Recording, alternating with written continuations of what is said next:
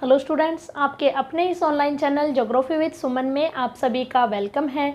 आइए आज हम लोग हमारे इस वीडियो के माध्यम से स्टडी करेंगे भारत के भौतिक विभाग नंबर 3, भारत का प्रायद्वीपीय पठार। इससे पहले के वीडियोस में हम लोगों ने इसके पर्वतीय क्षेत्र के बारे में यानी भारत के भौतिक विभागों में उत्तरी पर्वतीय क्षेत्र, उत्तरी मैदानी भाग हम लोग अध्ययन कर चुके हैं।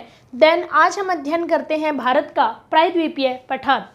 सबसे पहले तो अगर हम देखते हैं कि इसके नाम में जो स्पष्ट है प्रायद्वीपीय, प्रायद्वीप शब्द का अर्थ जो होता है वो होता है तीन ओर से जल से घिरी हुई स्थलीय भूमि।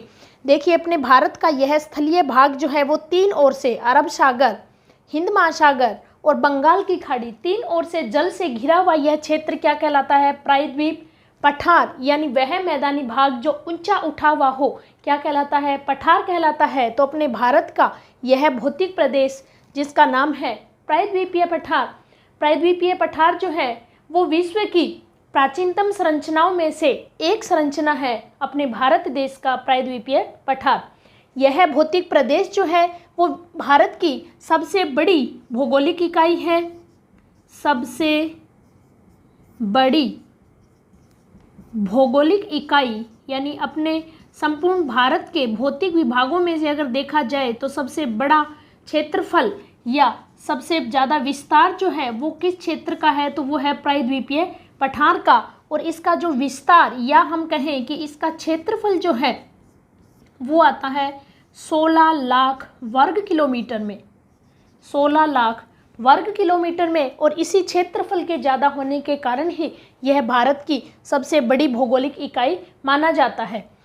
भारत की यह भौगोलिक इकाई जो है जिसे मैंने आपको कहा कि विश्व की प्राचीनतम संरचनाओं में से एक है, इसका निर्माण आर्कियन युग की चट्टानों से हुआ है। कब हुआ है? आर्कियन युग की चट्टानों से इसका निर्माण हुआ है। या हम कहें कि बेसाल्टिक लावा से निर्मित यह प्रायद्वीपीय पठार जो है यह खनिजों का भंडार भी है। यानी खनिजों की दृष्टि से भी ये क्या है? संपन्न भौतिक प्रदेश है यह प्रायद्वीपीय पठार। अगर इसके विस्तार की हम बात करते हैं या हम कहें कि इसकी सीमाओं की अगर हम बात करते हैं तो इसके उत्तर पश्चिम में फैली हुई अरावली पर्वतमाला, देन इसके उत्तर में फैला हुआ विंध्याचल पर्वत जो कि अनेक पर्वत श्रेणियों के रूप में यानी अनेक पर्वत चोटियों के रूप में विंध्याचल पर्वत जो है वो अनेक चोटियों के रूप में फैला हुआ है।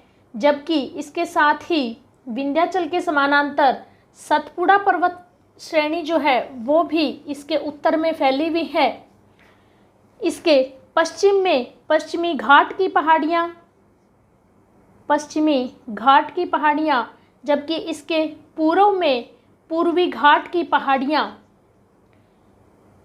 और इसके साथ ही प्रायद्वीपीय पठार का ही भाग है मेघालय का पठार, जिसमें भी गारो, खासी, जैंतिया, मीकिर, रेगमा, बरेल ये जो पहाड़ियाँ फैली हुई हैं वो किसका भाग है? प्रायद्वीपीय पठार का ही भाग है। तो इस प्रकार से यह उत्तर पश्चिम में मैंने आपको बताया अरावली, इन पहाड़ियों के नाम भी हम लिख सकते हैं कि उत्तर पश्चिम में अरावली, उत्तर में जो है वो विंध्याचल, विंध्याचल जिसकी अलग अलग श्रेणियां विंध्याचल हो गई, भारनेर हो गई, कैमूर हो गई, राजमहल हो गई।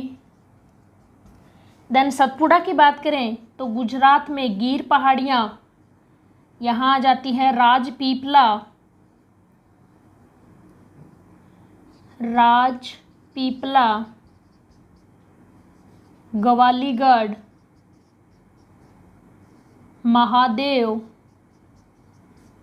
मेकाल, देन आ जाती है पारसनाथ। तो यह जो है वो उत्तर में विंध्यन श्रेणी से लेकर के दक्षिण में कन्याकुमारी तक फैली हुई कार्डामम जो पहाड़ियाँ हैं वहाँ तक उत्तर से दक्षिण की ओर, जबकि पूर्व से पश्चिम हम बात करें तो पश्चिम में सतपुड़ा पर्वत श्रेणी का ही भाग है। गिर पहाड़ियाँ गुजरात में फैली हुई, यहाँ से लेकर के पूर्व में छोटा नागपुर पठार तक, और इसके भी आगे अगर हम बात करें तो अपने भारत का उत्तरी पूर्वी प्रदेश जिसमें मेघालय का पठार जो आता है, और उस पठार में फैली हुई कुछ श्रेणियां जैसे गारो, खासी, जयंतिया, मीकिर, रेगमा, ये जो पहाड़ियां हैं ये भी किसका भाग है, ये प्रायद्वीपीय पठार का ही भाग है। ये आ जाती है गारो, खासी और जयंतिया। अब आपको लग रहा होगा कि ये जो बीच का गैप ऐसा क्यों, यानी अपने प्रायद्वीपीय पठार का ही अगर यह भाग है तो इनके बीच में ये गैप क्यों आता है। तो इस गैप का भी एक कारण है कि प्रायद्वीपीय पठार जो कि गोंडवाना लैंड का ही भाग है, इस गोंडवाना लैंड के भाग में ही प्रायद्वीपीय पठार का जो पूर्वी उत्तरी पूर्वी क्षेत्र में फैला हुआ मेघालय का पठार है, उस मेघालय पठार एवं मुख्य प्रायद्वीपीय पठार के बीच में एक गैप आ गया था भ्रंश के कारण, और इस भ्रंश के गैप को मध्य हिमालय से जो आने वाली नदियां हैं, इन नदियों के अवशेष के द्वारा नदियों के जो अपने साथ जो भाग करके जो लाती है उसके द्वारा जो है इसको भर दिया गया, जिसकी वजह से यह आज क्या है, एक मैदानी भाग के रूप में अपर्दित क्षेत्र जो लाती है, अपर्दित जो पदार्थ जो लाती है उसके द्वारा इसको भर दिया गया, और यह आज क्या है, एक मैदानी भाग के रूप में स्थित है, जिस कारण यह जो है गैप जो कहलाता है, ये कहलाता है राजमहल मालदा गैप या राजमहल गारो गैप भी इसको कहा जाता है। यह गैप जो है वो आज भी हम देखते हैं कि बांग्लादेश में एक मैदानी क्षेत्र के रूप में फैला हुआ है, यानी बांग्लादेश का जो भाग है वो क्या है, एक मैदानी भाग है, और इसे ही मालदा गैप या राजमहल गारो गैप कहा जाता है। तो इस वजह से क्या है, इन दोनों में एक गैप आ जाता है। बाकी उत्तर पूर्व में फैला हुआ मेघालय का पठार जो है वो प्रायद्वीपीय पठार का ही भाग है। इसके अलावा अब हम बात करते हैं कि भारत का जो प्रायद्वीपीय पठार है वो पठार इसके उच्चावच के आधार पे, प्रायद्वीपीय पठार के उच्चावच के आधार पे इसको दो भागों में बांटा जाता है, आधार पे इसको दो भागों में बांटा जाता है, और वो जो दो भाग आते हैं वो आते हैं इसमें फैली हुई मध्यवर्ती पहाड़ियाँ एवं इसका जो पठार है, यानी इसमें फैली हुई मध्यवर्ती पहाड़ियाँ और साथ ही इसके जो पठारी क्षेत्र हैं, इन दोनों को हम इसके उच्चावच के आधार पे अलग अलग रूप में पढ़ेंगे, जो कि संपूर्ण प्रायद्वीपीय पठार को हम अच्छे से समझ सकते हैं। तो इसमें अगर हम सबसे पहले देखें कि मध्यवर्ती पहाड़ियाँ, या हम कहें कि इस क्षेत्र में फैली हुई मध्यवर्ती पहाड़ियाँ, जो कि मैंने आपको अभी बताया कि नंबर 1 इसके उत्तर पश्चिम में फैली हुई अरावली पहाड़ी, नंबर 1 अरावली पहाड़ी, आप साथ के साथ शॉर्ट नोट बनाते जाइए। उत्तर पश्चिम में इसके फैली हुई अरावली पहाड़ी, जो कि गुजरात में पालनपुर से लेकर के गुजरात, राजस्थान, हरियाणा एवं दिल्ली में रायसीना पहाड़ियों के रूप में फैली हुई है। 4 राज्यों में अरावली पर्वत श्रृंखला, जो कि विश्व की प्राचीनतम वलित पर्वत श्रृंखलाओं में से आती है। टोटल जो इसकी लेंथ है वो है 692 किलोमीटर, यानी 692 किलोमीटर इसकी टोटल लंबाई है, और यह देश के 4 राज्यों में उत्तर पूर्व से दक्षिण पश्चिम की ओर फैली हुई यह अरावली पर्वत श्रेणी। अरावली पर्वत श्रेणी का सर्वोच्च शिखर अगर हम देखते हैं तो वो है गुरु शिखर, राजस्थान के सिरोही डिस्ट्रिक्ट में स्थित गुरु शिखर जो है, जिसे संतों का शिखर भी कहा जाता है, ये क्या है, इसका सर्वोच्च शिखर है गुरु शिखर। इसके अलावा अरावली पर्वतमाला जो है, इससे अनेक नदियों का उद्गम भी होता है। अरावली पर्वतमाला राजस्थान को बराबर 2 भागों में बांट देती है। इसके पूर्व का और जो भाग है वो इसका भाग कहलाता है मतलब आर्द्र क्षेत्र, जबकि इसके पश्चिम का जो भाग कहलाता है वो कहलाता है शुष्क क्षेत्र या मरुस्थलीय क्षेत्र के रूप में राजस्थान में विस्तृत है। देन इसके बाद जो नंबर 2 श्रेणी आती है वो आती है विंध्याचल श्रेणी। और विंध्याचल श्रेणी मैंने आपको बताया कि प्रायद्वीपीय पठार के उत्तरी क्षेत्र में या उत्तरी भाग में फैली हुई, जो कि भारत को बराबर 2 भागों में बांट देती है। उत्तरी भारत एवं दक्षिणी भारत के रूप में, तो यह विंध्याचल श्रेणी जो है वो एक ब्लॉक पर्वत के रूप में फैली हुई विंध्याचल पर्वत श्रेणी का उत्तरी भाग जो है वो है एक कगार के रूप में, जबकि इसका पश्चिमी भाग जो है वो एक ब्लॉक पर्वत के रूप में यहाँ फैला हुआ है। और वो अनेक पर्वत श्रेणियों के रूप में, जैसे विंध्याचल संपूर्ण जो पर्वत श्रेणी है वो अनेक पर्वत श्रेणियाँ जैसे भारनेर, कैमूर, राजमहल, इस तरह से ये अलग अलग पहाड़ियों के रूप में फैला हुआ है विंध्याचल पर्वत। अगर राजनीतिक दृष्टि से हम बात करें तो यह एमपी, छत्तीसगढ़, झारखंड, इस तरह से इन राज्यों में फैली हुई है विंध्याचल पर्वत श्रेणी, जिसमें चूना पत्थर एवं बलुआ पत्थर की क्या है अधिकता है। और चूना पत्थर और बलुआ पत्थर की अधिकता होने के कारण ही इस क्षेत्र में क्या है सीमेंट उद्योग भी ज़्यादा स्थापित किए गए हैं। इसके अलावा विंध्याचल पर्वत श्रेणी से अनेक नदियों का भी उद्गम होता है, यानी इसके उत्तर से निकलने वाली अपने राजस्थान की भी बारहमासी नदी, हम कहें कि मुख्य नदी चंबल नदी के जो है वो भी उद्गम क्या है विंध्याचल की श्रेणियों से ही होता है। इसके अलावा अनेक नदियां भी यहाँ से निकलती हैं और इसके विंध्याचल पर्वत श्रेणी के दक्षिण में नर्मदा नदी भी बहती है, जो कि विंध्याचल एवं सतपुड़ा श्रेणी के बीच में से बहती हुई नर्मदा नदी, और वो आकर के अपना जल कहाँ गिराती है, अरब सागर में अपना जल गिराती है एक एस्चुरी के रूप में। किसमें? जवार नद मुख या एस्चुरी के रूप में अपना जल गिराती है। इस प्रकार से फैली हुई यह विंध्याचल पर्वत श्रेणी। देन नेक्स्ट आती है सतपुड़ा पर्वत श्रेणी। नंबर 3, सतपुड़ा पर्वत श्रेणी। सतपुड़ा पर्वत श्रेणी भी जो है वो अपने भारत की प्राचीनतम पर्वतमालाओं में से आती है और यह भी एक ब्लॉक पर्वत के रूप में फैली हुई गुजरात में गिर पहाड़ियों के रूप में, गुजरात से लेकर के बिहार तक यह श्रेणी जो है वो फैली हुई है। इसके अलावा इसकी जो प्रमुख पर्वत श्रेणियां जो आती हैं, जिसमें राजपीपला, ग्वालीगढ़, महादेव, मेकाल, इस तरह से पारसनाथ, ये जो है पर्वत श्रेणियां सतपुड़ा पर्वत श्रेणी के रूप में फैली हुई है। इसमें महादेव जो पर्वत श्रेणी है, इसी में स्थित धूपगढ़ जो है वो इस सतपुड़ा का सर्वोच्च पर्वत शिखर है। कौन सा? धूपगढ़। और यहीं स्थित पंचमढ़ी एक स्थान जो है वो क्या है, यहाँ का सर्वाधिक महत्वपूर्ण या सर्वाधिक प्रसिद्ध पर्यटक स्थल और साथ ही जैव मंडल आरक्षित क्षेत्र भी है। कौन सा? पंचमढ़ी। अगर पूछा जाए कौन सी श्रेणी में, तो वो आता है महादेव श्रेणी में। इसके अलावा मेकाल श्रेणी में स्थित अमरकंटक की पहाड़ियां जो है वो इसकी दूसरी सर्वोच्च चोटी है। धूपगढ़ के बाद आती है अमरकंटक की पहाड़ियां, जो कि एक अरीय अपवाह तंत्र का उदाहरण है। अरीय अपवाह तंत्र क्या होता है? देखिए, जैसे इस तरह से ये अमरकंटक पहाड़ी है, तो इसके उत्तर से निकलती है सोन नदी, इसके पश्चिम से निकलती है नर्मदा नदी, इसके दक्षिण से निकलती है इंद्रावती नदी। तो इस प्रकार से एक अरीय रूप में क्या है अपवाह तंत्र यहाँ से निकलता है। तो ये किसका उदाहरण? अरीय अपवाह तंत्र का उदाहरण है। कौन सी श्रेणी? मेकाल श्रेणी में स्थित अमरकंटक की पहाड़ियाँ। सतपुड़ा श्रेणी के दक्षिण में ही महाराष्ट्र में फैली हुई है सतमाला रेंज, अजंता रेंज, इस तरह से क्या है कि महाराष्ट्र की ओर इसके दक्षिण में फैली हुई ये श्रेणियां हैं। और सतपुड़ा श्रेणी के उत्तर की ओर से मैंने आपको बताया निकलती है नर्मदा नदी, जबकि सतपुड़ा श्रेणी के दक्षिण की ओर से निकलती है ताप्ती नदी। कौन सी नदी? ताप्ती नदी। और यह भी अरब सागर में जो है वो अपना जल गिराती है एक एस्चुरी के रूप में, एस्चुरी या जवार नद मुख।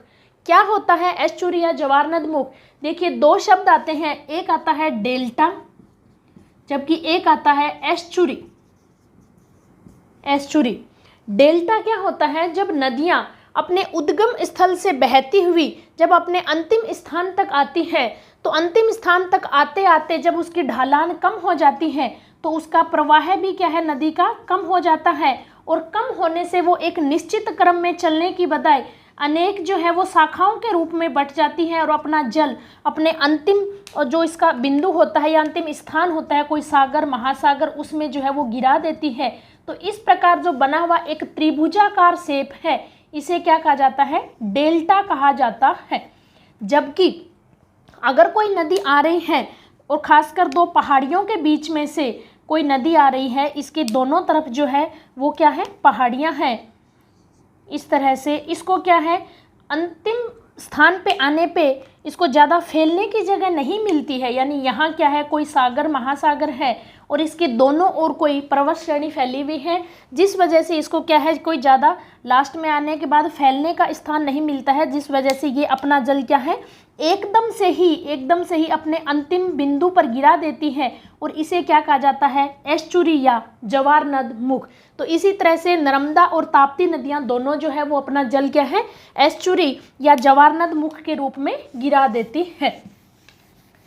इस प्रकार से इसमें अन्य पहाड़ियाँ भी आती हैं, जैसे अरावली, विंध्याचल, सतपुड़ा। इसके अलावा अगर हम देखते हैं तो उत्तर पूर्व में फैली हुई गारो खासी और जयंतियाँ जो कि मेघालय में स्थित है और ये एक कीपाकार पहाड़ियाँ हैं। कीपाकार जिस तरह से, इस तरह से एक कीपनुमा आकृति में ये फैली हुई है और यह विश्व की सर्वाधिक वर्षा भी यही पहाड़ी क्षेत्र क्या है, प्राप्त करता है, जिसका भी एक कारण है कि बंगाल की खाड़ी की ओर से आने वाली जो मानसून शाखा है, वो मानसून शाखा इन पहाड़ियों के बीच में आने के बाद जो है वो इन कीपाकार पहाड़ियों में अच्छे से फंस जाती है और अपनी संपूर्ण आर्द्रता इसी क्षेत्र में गिरा देती है, जिसकी वजह से विश्व की सर्वाधिक वर्षा जो कि मौसिन राम के रूप में यही मेघालय में स्थित गारो पहाड़ियों पे स्थित यह क्षेत्र जो है वो सबसे ज़्यादा वर्षा प्राप्त करता है। तो गारो, खासी और जयंतियाँ, इनका क्रम भी इसी तरह से है, पश्चिम से पूर्व की ओर गारो, खासी और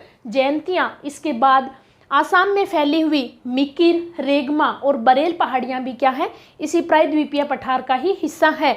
इसके साथ ही यहाँ फैला हुआ पठारी भाग, जो कि हम इसके उच्चावच के आधार पे जो अपना दूसरा भाग है पठार, उसमें हम पढ़ेंगे, तो वो क्या है, वो इसी का ही हिस्सा है। और इसके बीच में मैंने आपको बताया कि राजमहल गारो गैप या मालदा गैप इस क्षेत्र को कहा जाता है।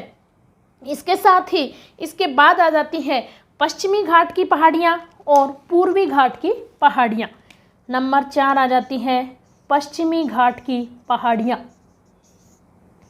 पश्चिमी घाट की पहाड़ियाँ, पश्चिमी घाट जो कि अपने प्रायद्वीपीय पठार के पश्चिमी भाग में फैला हुआ है, जिसे सह्याद्री भी कहा जाता है। क्या कहा जाता है, सह्याद्री। सह्याद्री भी इस क्षेत्र को कहा जाता है।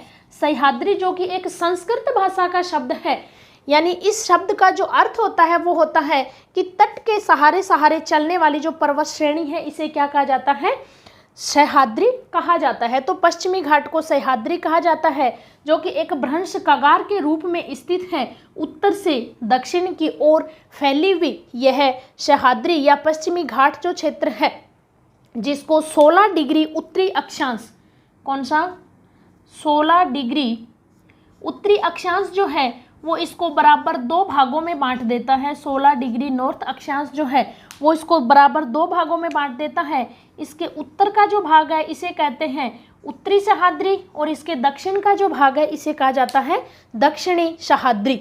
उत्तरी सह्याद्री और दक्षिणी सह्याद्री आपसे पूछा जा सकता है कि कितने डिग्री अक्षांश रेखा इसको बराबर 2 भागों में बांटती है, तो वो है 16 डिग्री नॉर्थ अक्षांश या 16 डिग्री उत्तरी अक्षांश। इसको बराबर 2 भागों में बांटती है, एक है उत्तरी सह्याद्री और जबकि इसका दक्षिणी भाग है दक्षिणी सह्याद्री। इसके उत्तरी सह्याद्री में आने वाली अगर पर्वत चोटियों के बारे में बात करते हैं तो वो आती है सालहेर, कलसूबाई, महाबलेश्वर और कुंभानी घाट। इनके नाम भी आप लिख सकते हैं, सालहेर, कलसूबाई, महाबलेश्वर। देखिए ज़्यादातर क्या है, आजकल इनका क्रम पूछा जाता है कि उत्तर से दक्षिण और कुंभानी घाट, ये कौन से राज्य में, भारत के महाराष्ट्र राज्य में फैली हुई ये चारों चोटियाँ सालहेर, कलसूबाई, महाबलेश्वर और कुंभानी घाट, जिनमें सर्वोच्च ऊंचाई जो है वो किसकी है, कलसूबाई की। यानी उत्तरी सह्याद्री की सर्वोच्च चोटी कौन सी है, कलसूबाई, जिसकी अगर हम बात करते हैं कि ऊंचाई के बारे में तो वो आ जाती है 1646 मीटर। इसके बाद जो है वो दूसरी सर्वोच्च चोटी है महाबलेश्वर, जहाँ से निकलती है कृष्णा नदी। कृष्णा नदी 1646 मीटर जो कि सर्वोच्च चोटी है कलसुबाई, 1646 मीटर। कलसुबाई उत्तरी सह्याद्री की सबसे ऊंची चोटी है। देन दूसरी जो ऊंची चोटी है वो है महाबलेश्वर, जहाँ से कृष्णा नदी का उद्गम होता है। इसके बाद हम देखते हैं दक्षिणी सह्याद्री। तो दक्षिणी सह्याद्री में भी जो फैली हुई चोटियां हैं, या स्थित जो चोटियां हैं, उसमें आ जाती है कुद्रेमुख, इसके अलावा बाबा बुदान की पहाड़ियाँ, ब्रह्मगिरी की पहाड़ियाँ, ब्रह्मगिरी या पुष्कर की पहाड़ियाँ भी जिसे कहा जाता है, ये आ जाती हैं कुद्रेमुख, कर्नाटका में फैली हुई कुद्रेमुख, देन बाबा बुदान, देन ब्रह्मगिरी या पुष्कर की पहाड़ियाँ इसे कहा जाता है। इसमें से सर्वोच्च चोटी जो है वो आती है कुद्रेमुख 1892 मीटर, जो कि कर्नाटक में मैग्नेटाइट लोहा अयस्क के लिए प्रसिद्ध है। कितनी? 1892 मीटर।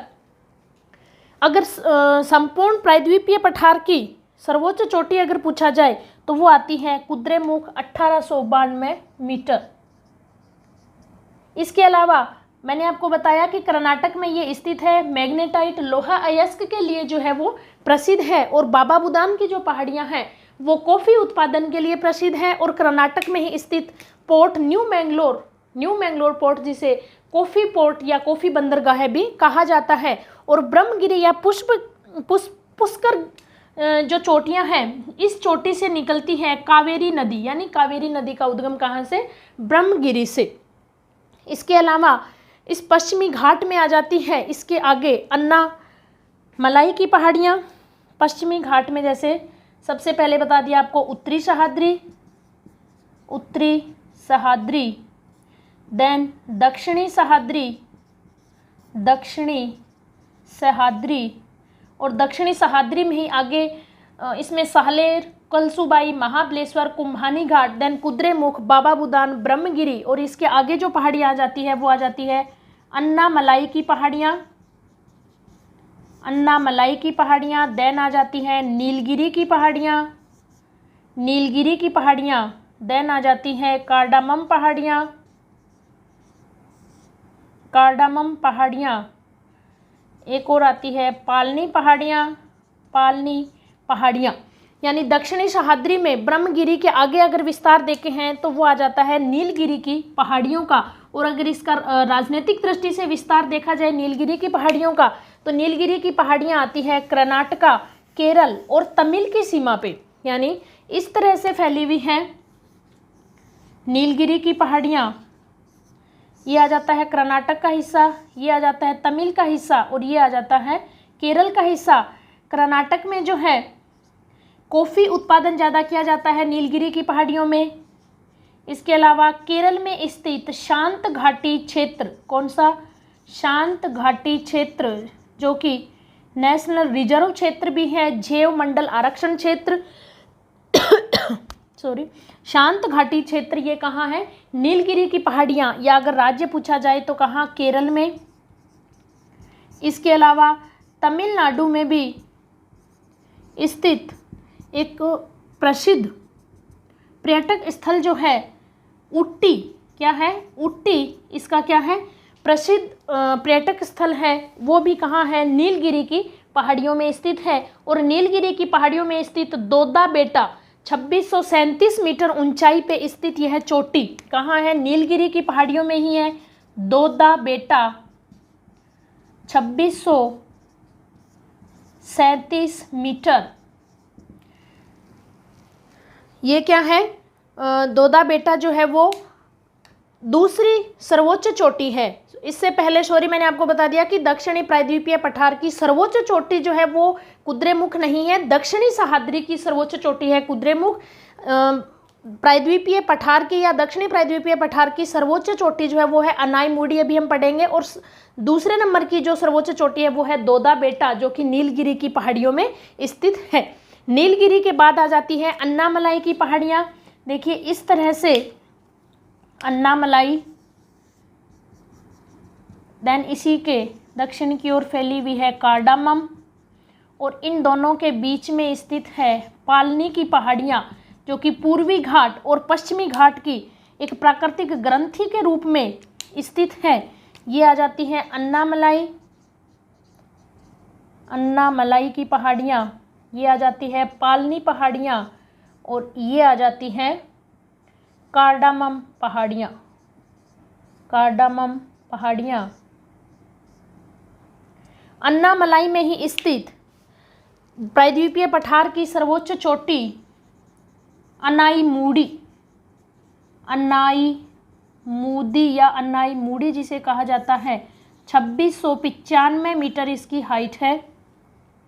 कार्डामम पहाड़ियाँ जो कि इलायची के उत्पादन के लिए प्रसिद्ध है, और इसी के आधार पे इनका नाम भी कार्डामम पहाड़ियाँ, जो मसालों के रूप में छोटी इलायची जो काम में ली जाती हैं, वो यहाँ प्रसिद्ध है। देन पालनी की पहाड़ियाँ जो कि एक पूर्वी घाट और पश्चिमी घाट के बीच प्राकृतिक ग्रंथि का काम करती है, मैंने आपको बताया। तो इस तरह से ये पश्चिमी घाट की पहाड़ियाँ आ जाती हैं। और कार्डामम पहाड़ी के दक्षिण में ही स्थित महेंद्रगिरी, कौन सी चोटी? महेंद्रगिरी, और इसी में स्थित अगस्त्य मलाई, इसी में स्थित चोटी अगस्त्य मलाई, अगस्त्य मलाई।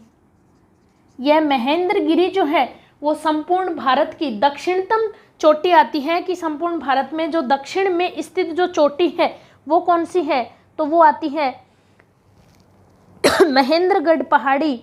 और इस प्रकार से अगस्त्य मलाई भी जो है वो भी क्या है? कार्डामम पहाड़ियों में स्थित अगस्त्य मलाई। ये अगस्त्य मलाई नहीं है, यहाँ तो है महेंद्रगढ़ और यहाँ है अगस्त्य मलाई, जो कि कार्डामम पहाड़ियों की सर्वोच्च चोटी है। और यहाँ स्थित है महेंद्रगिरी, जो कि दक्षिणी भारत की एकदम दक्षिणतम, या हम कहेंगे भारत की दक्षिणतम चोटी है महेंद्रगिरी। इसके बाद आ जाता है नंबर 5 पूर्वी घाट की पहाड़ियाँ, पूर्वी घाट की पहाड़ियाँ।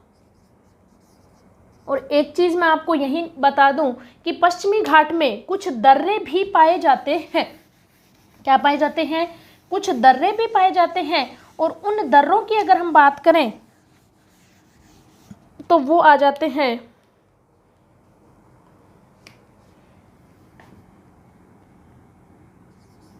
थाल घाट नंबर 1, नंबर 2 भोर घाट, नंबर 3 पाल घाट, नंबर 4 सैनकोटा दर्रा, या सैनकोटड़ा भी लिखा जाता है, सैनकोटा दर्रा। थाल घाट जो है वो आ जाता है मुंबई टू नासिक, देन भोर घाट जो है वो आ जाता है मुंबई टू पुणे।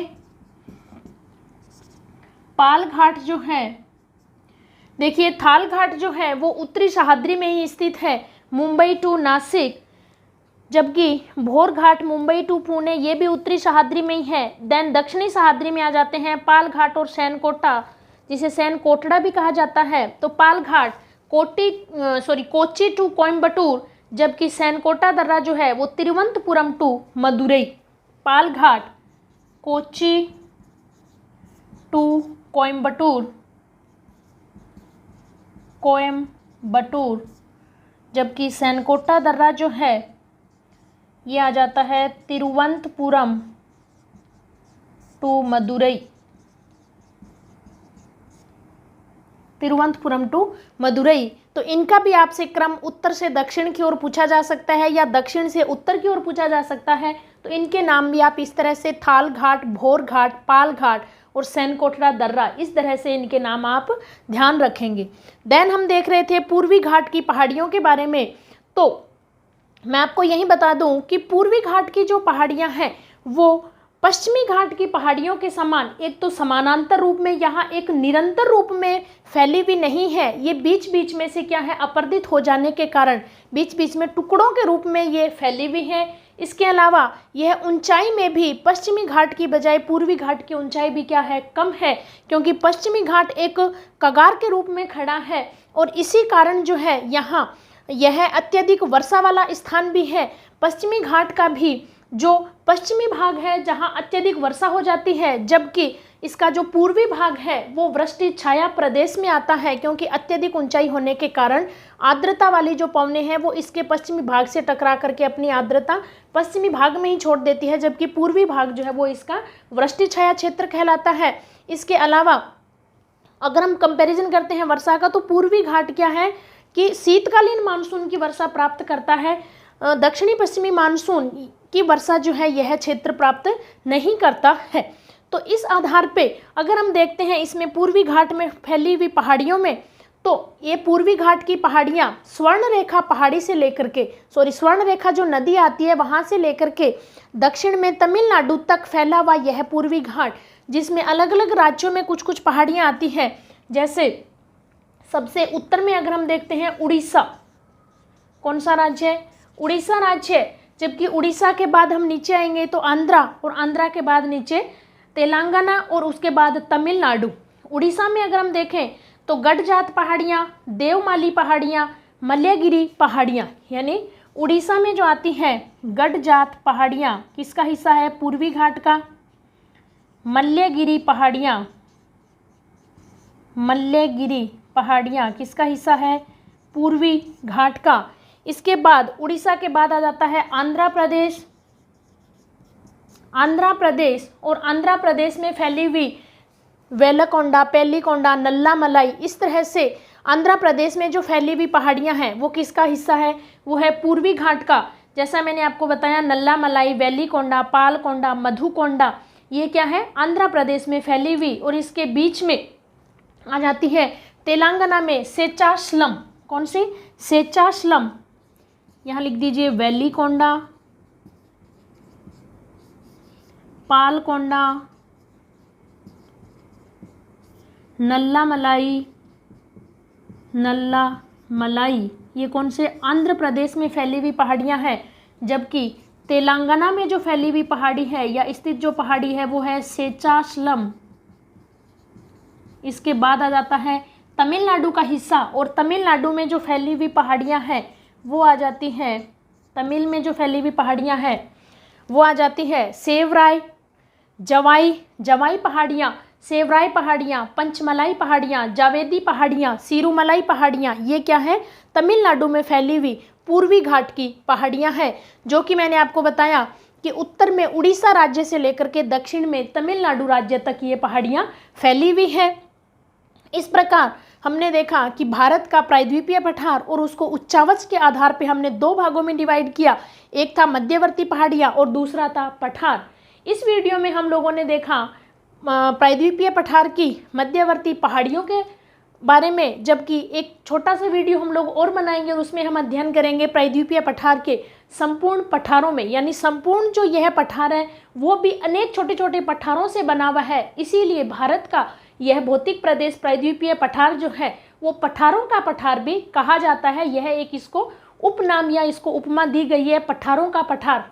कौन सा है, भारत का प्रायद्वीपीय पठार। तो इसके आगे के वीडियो में हम लोग देखेंगे प्रायद्वीपीय पठार के अनेक पठारों के बारे में। इसी के साथ ही मेरा यह वीडियो मैं यहीं एंड करना चाहती हूँ। Thank you.